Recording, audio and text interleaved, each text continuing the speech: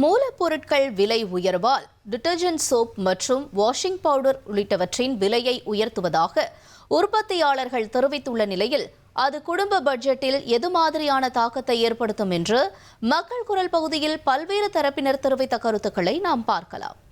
சோப்போ detergent விலைவாசி ஏறிடுக்குன்னு போட்டிருக்காங்க. இது மக்களுக்கு அடிப்படை தேவை.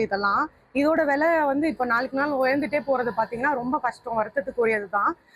சம்பளம் பார்த்தீங்கன்னா மக்கள் சம்பாதிக்கிறது கம்மி தான், அதே ரேஞ்ச்லேயே தான் இருக்கு.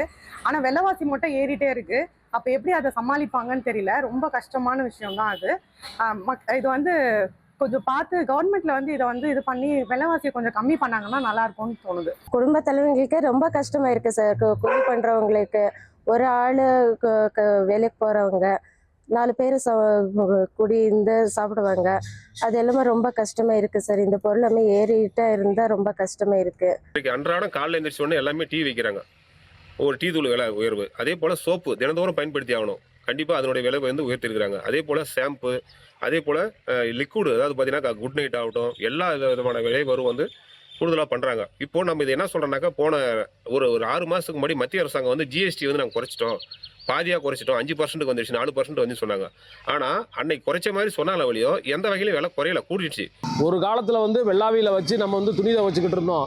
ஆனால் இன்றைக்கி அந்த முறையெல்லாம் மாற்றிட்டு வாஷிங் மிஷின், வாஷிங் பவுடர், சலவை சோப்புன்னு சொல்லிட்டு நவீன முறைக்கு மாறிட்டோம்.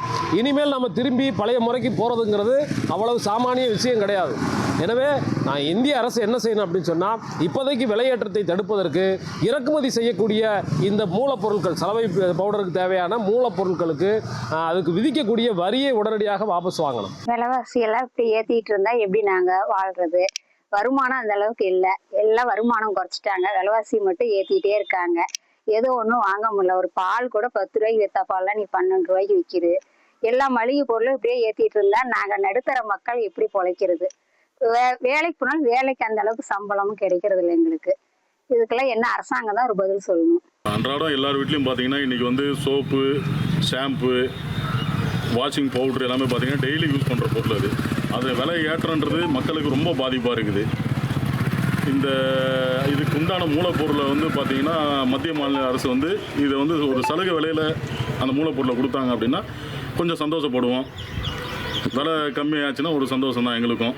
இது விலை ஏற்றன்றதுனால ரொம்ப சிரமமாக இருக்குது. ஏற்கனவே மக்கள் ஏகப்பட்ட பிரச்சனை இருக்கிறாங்க. மக்கள் குரல் பகுதியில் பல்வேறு பகுதி மக்கள் தெரிவித்த கருத்துக்களை நாம் பார்த்தோம். 1,27,00,000 மனங்களை வென்ற தந்தி டிவி யூடியூப் சேனல். தவிர்க்க முடியாத தம்ப்நெயில்ஸ், கலக்கலான கான்டென்ட்ஸ். நீங்களும் இந்த குடும்பத்தில் இணைய இப்பவே சப்ஸ்கிரைப் பண்ணுங்க. அசுரபலம் கொண்ட எங்கள் டிஜிட்டல் கரங்களில் உங்கள் விளம்பரங்களை சேர்க்க வாட்ஸ்அப் பண்ணுங்க. 8939888838. Email advtthanditv@dttv.in.